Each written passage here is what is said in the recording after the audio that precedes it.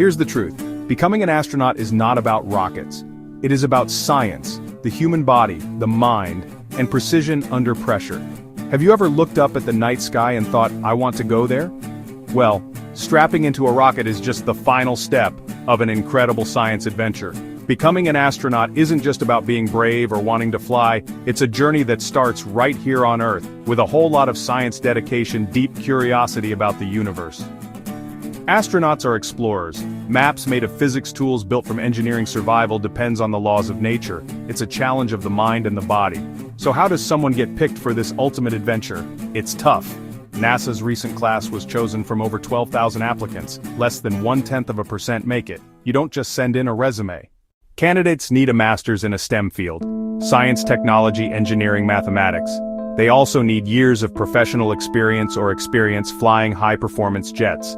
Space missions are complex scientific experiments. You need people who think like scientists or engineers. The selection process is a series of intense tests.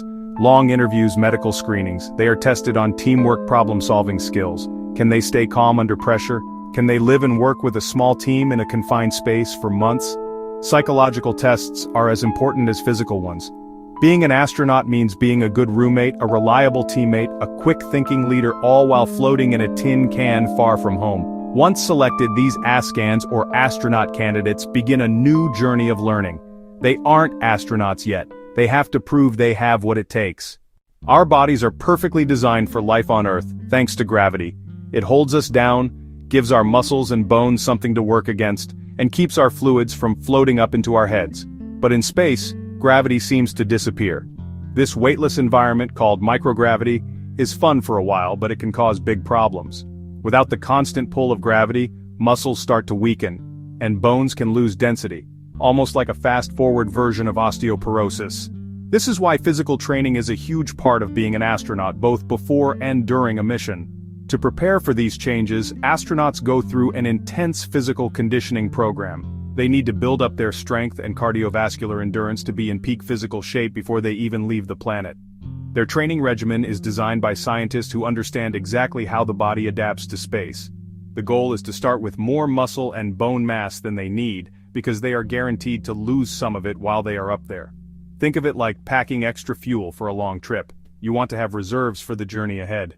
Even with all that preparation, the work isn't over once they reach orbit.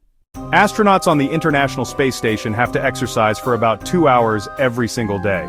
They use special machines designed for a weightless environment. They have a treadmill with harnesses to hold them down, a stationary bike, and a special resistance machine that lets them do weightlifting without actual weights.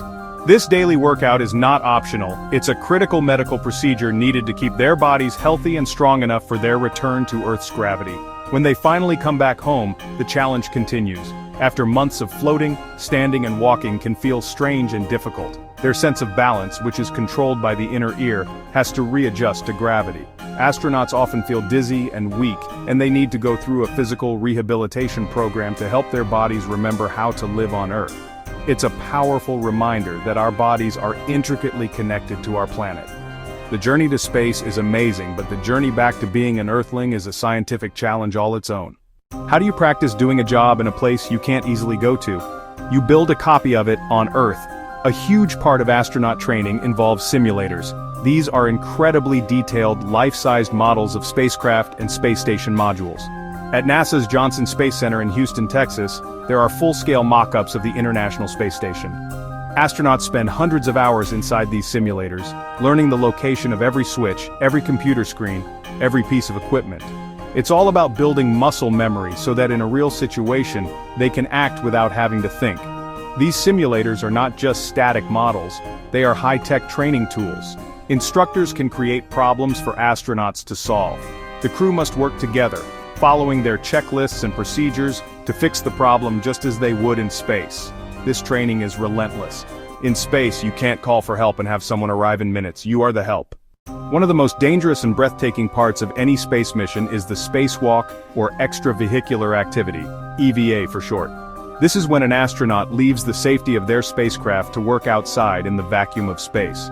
To prepare for this, astronauts train in a giant swimming pool called the Neutral Buoyancy Laboratory, or NBL. This pool is just massive. It's over 200 feet long and 40 feet deep, and it holds 6.2 million gallons of water. It's so big that it actually contains full-size mock-ups of parts of the International Space Station, all submerged underwater. So, why a swimming pool? It's the best way to simulate weightlessness on Earth. In a bulky spacesuit, an astronaut becomes neutrally buoyant. They do not sink or float, they hover. Divers help them get suited up and guide them through tasks underwater. A typical training session lasts 6 or 7 hours, about the same length as a real spacewalk. It's physically exhausting, pushing against water resistance inside a pressurized suit. During these sessions, astronauts practice everything they might have to do on a real EVA, repairing a broken component, installing a new piece of scientific equipment, rerouting cables. They use the same tools they will use in space, specially designed for thick, clumsy gloves.